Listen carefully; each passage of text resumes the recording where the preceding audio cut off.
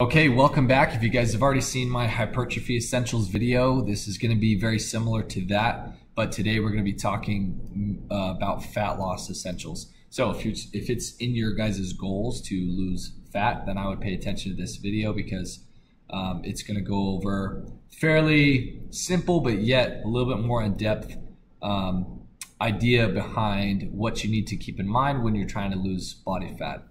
A quick introduction to myself in case you guys don't know who I am, or in case you guys don't know why I'm doing this. My name is Colton Manley. I'm an NASM certified personal trainer, and I just love everything there is to know about fitness and nutrition. So I like to really get my hands on all of the research. As I created this sheet that we will go through together, I really dove deep into the research, the actual scientific research that is based on factual information. So all of this is really, really good for the consumer. It will set you guys off on the right foot so that as you hear common, like very accepted but yet wrong ideas on social media, as we always do, you can kind of separate the fact from the fiction. So anyway, let's go ahead and dive into this. If you want to lose body fat, there's two phases that you have to, not necessarily have to, but there's two phases that will help a ton when you are on this journey. It's your training and it's your nutrition. To break this into two groups, we're going to talk about our caloric intake, which is the amount of calories that you consume, and we're going to talk about our caloric expenditure, which is the amount of calories that you burn. The most important thing that you guys need to understand about fat loss is the difference between the two. It's the balance between how many calories you consume versus how many calories you expend. If you want to lose fat, you have to, and this is 100% a fact, you have to expend more calories than than you are intaking, okay? For simple terms, if I'm eating 3,000 calories a day, which is pretty normal for me, probably a little bit more since I burn more than that, I should be burning, if I'm eating 3,000 calories a day, I should be burning more than that in order to lose fat. If I'm not, if I'm in what's called a caloric surplus, where I'm eating more than I'm burning, I'm going to gain body fat because that extra energy is going to be stored in my body. That extra energy that I'm bringing into my body is going to stay there. It's basically a law of thermodynamics. This type of energy, a calorie, it's a measurement of energy, cannot be destroyed. So it has to be stored and used for something else later.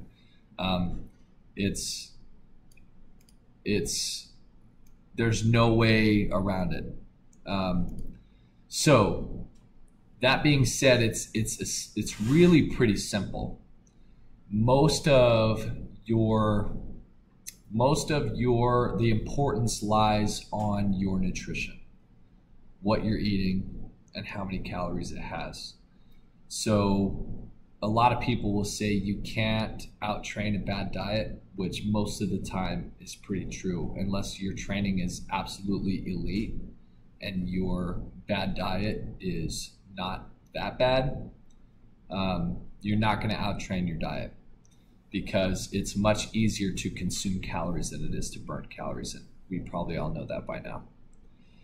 Let's go over some common misconceptions. You'll probably hear this on, I don't know, some new TikTok video where you'll see somebody doing leg lifts or some sort of other ab exercise or glute exercise or whatever and say, this is how you lose that stubborn body fat by doing this exercise. If you hear anything like that, just already assume that their account is not based on factual information. From what we know now, the most up-to-date knowledge on spot reduction for fat is that it's not possible. And if it were possible, we don't have the knowledge or the technology to be able to prove it at this point. There is all of these studies, a lot of these studies that come to try to piece together this information that we don't know yet as far as fitness and nutrition goes, especially fat loss. Sometimes we just physically cannot understand what's actually happening within the body and what type of stimulus is causing that. So it gets really, really hard to put your finger down on, is this true or is this not, even with the best research out there. So from what we know now, at this point, there's no way to spot reduce fat. And there's no program that we can facilitate into our own lives that will do that. So what we do know is that the body knows where to take fat storage from and how to utilize it in different areas of the body. That's something cognitively that we can't actually understand, but behind the scenes, somehow our body knows how to do that. So keep that in mind. If you want to see those six-pack abs, sorry, you have to be in a low enough body fat percentage to see them. No amount of cardio, no amount of, ab exercises or whatever is going to do that automatically. You have to be in a deficit for long enough to where now you have low enough body fat percentage. Okay, so let's get that straight. This is a really helpful tool, the calorie calculator that NASM has to offer. So this is nasm.org/resources/calorie calculator. I think this is free for anybody to use.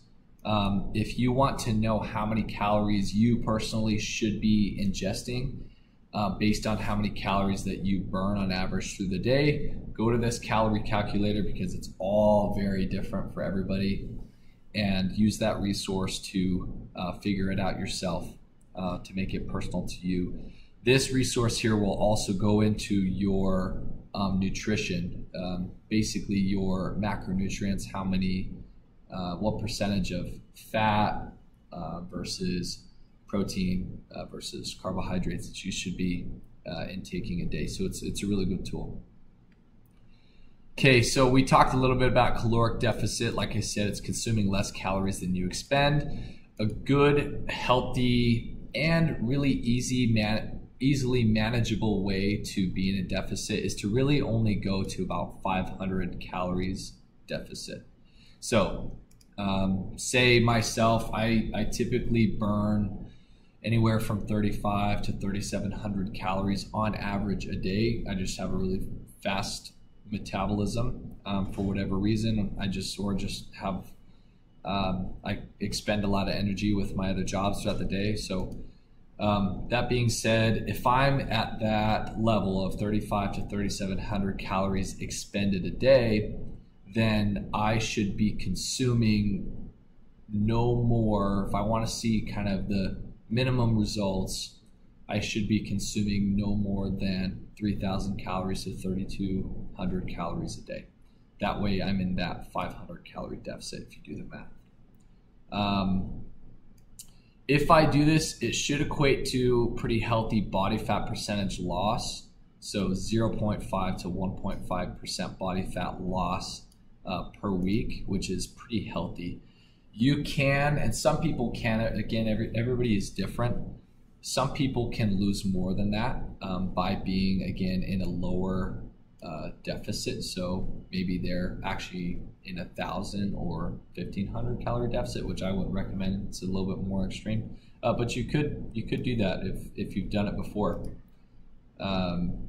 So that's kind of a good idea, a good recommendation for your deficit. Now, another thing that is going to give us the edge when it comes to making sure that we're in that deficit is proper food selection. There's a wide variety of foods out there, all of which have different caloric content. And so you should be picking the foods that are going to give you the advantage. Although, some people, they just burn so many calories throughout the day that they can eat a lot of fat and they can have a lot of calories in their foods. But for most people, that doesn't tend to be the case. So if you know that you struggle, and you probably are reading this or watching this now because in some way, shape, or form, you yourself want to lose some body fat, then these tips are going to help you, and you don't really fit into that category. You should select foods that you enjoy, okay? Again, adherence to whatever program that you're doing is extremely important, and that's why I put this here. Also very important, having low-calorie diets, obviously, because if you have high-calorie diets, then you're just going to have to expend more calories on the other end, and nobody really likes to be working out all day long. Most of us really don't. So again, low-calorie foods are really going to give you that edge, so it's very important. Also, high protein. We'll go into more detail about how much protein you should be getting, but just know that you need to have much higher levels of protein than the average person if you're trying to lose as much fat as possible. And that's simply because protein is lower in calories typically than your fatty foods because it has less than half the amount of calories in it per gram. Protein has about 4 calories per gram, whereas fats have 9 calories per gram. So fats are essentially going to be less volume, but more calories than protein. So that being said, protein is also more satiating, which essentially means it's going to be more filling. And the third thing with protein that makes protein really great is that during, I guess there's a lot of things, but during a fat loss phase, it's also easy to lose muscle mass for some. So high protein is going to ensure that you're not losing an extra amount of muscle mass. You kind of want to maintain that. And then the last thing I'll say about protein is it has a higher thermal effect. So it takes longer to metabolize and to digest. And so that being the case, it will end up on the other end of the cycle burning more calories in the long run than, say, carbohydrates and fats, which is pretty nice. So high protein is a really good way to go, very important. We talked about satiety already, satiation. So foods that are higher in satiety are good foods. They're pretty important to consume. You can look up the satiety index online and you can find all different types of foods that are higher in satiety. Like right now, I think off the top of my head, potatoes are extremely high satiety. So they're very, very, very filling. Although on the other side, they tend to also be high calories because of just how many carbohydrates are packed into potatoes. But so if you like potatoes and you don't consume too many potatoes, hey, that might be a good idea because they're high in satiety. Typically foods that are high in fiber as well are also high in satiety, and they're low in calorie too. And they typically have more water in them as well. So your fibrous carbohydrates, your vegetables and your fruits, those are really, really good ideas to involve in your diet as well. High volume, kind of talked about that as well. Again, fats have lower volume but higher calorie content. So protein has higher volume but lower calorie content. So again, you could also just find, other than protein, other foods with higher volume but less calories. So that's just a useful tip. These two can be useful. Again, like I said, a low-fat diet tends to be really good for fat loss as long as your training is not extremely intense, because you need the proper amount of fat ingested in order to have the optimal amount of recovery after your training sessions. But a good idea, we'll talk more about how much fat you should be intaking for different types of training, but essentially if you can stick to a low-fat diet, it'll give you that edge. Low carbohydrate is typically useful as well. I don't want you guys to be afraid of carbs. I know there's a lot all over the internet about, oh, carbs this, carbs that. Carbs are going to spike your insulin, and so it's going to make you more fat over time. And yes, it'll spike your insulin, but it's not going to make you fat in the long run unless you overconsume carbs. I mean, if you overconsume any amount of calories. So don't be afraid of carbs. As a matter of fact, carbs should be about 50% of your overall calorie intake. So really, don't be afraid of carbs. They can be useful. The thing about carbohydrates, if we want to go a little bit more in depth, is that they do cause your blood sugars to rise, which then causes an insulin spike because insulin kind of combats your glucose in your blood. It regulates those levels, because if you have elevated glucose levels for too long, you can develop type 1, type 2 diabetes. So yeah, you don't want to have elevated glucose levels for too long, but if you don't have type 1 or type 2 diabetes, then you really don't have to worry about that. So keep that in mind. Last thing I want to talk about in this episode is what we can include in our nutrition to enhance or to kind of fit well with our ability to lose fat. In your foods, you have, I guess you can categorize them into two different groups, which are your macronutrients and your micronutrients. Most foods will have both. And all three of your macronutrients are fat, protein, and carbohydrates, like we talked about earlier. Fat breaks down into your fatty acids, protein breaks down into your individual amino acids, and then carbohydrates essentially break down into sugar or the glucose. General good idea, and this is for, again, those that are wanting to seek fat loss, 20% of your calories should be in fat. Okay, that's a pretty good idea. That's pretty low fat, so that can be useful. I did put a note here, this isn't super important, but EPA, it's another type of fatty acid. It's pretty essential for hormone regulation, which has to do, like, your endocrine system has to do a lot with, I guess, metabolism and how well you can metabolize fat. So if you kind of are on the extreme side of fat loss, then you can be supplementing 1,000 milligrams of EPA per day to kind of give you that edge to make sure that your hormones are in balance, specifically your thyroid. So there's that. Protein, generally speaking, you want, if with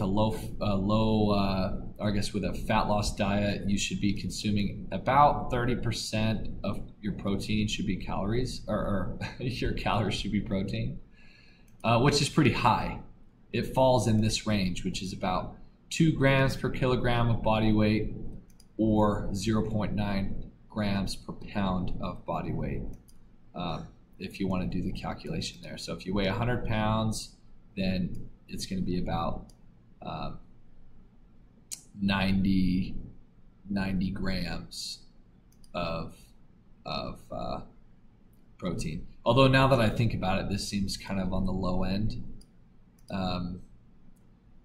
Probably about 1 gram to 1.2 grams per pound of body weight is probably a little bit better. That's going to fit you in this 30% of calories range. So you could, I mean, this right here, this is a general rule, right? This is kind of for most people, although the exception is if you already have high body fat, which, you know, is for most that are on a fat loss journey.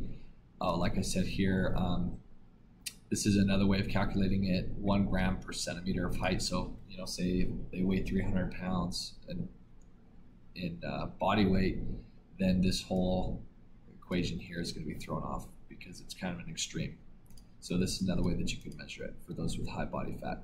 Again, this is bare minimum. I would probably go a little bit higher than that, maybe 1 to 1.2 grams per pound of body weight. Carbohydrates. General recommendation, as I said earlier, about 50% of your calories should be carbs. Again, that's why we're not going to fear carbohydrates.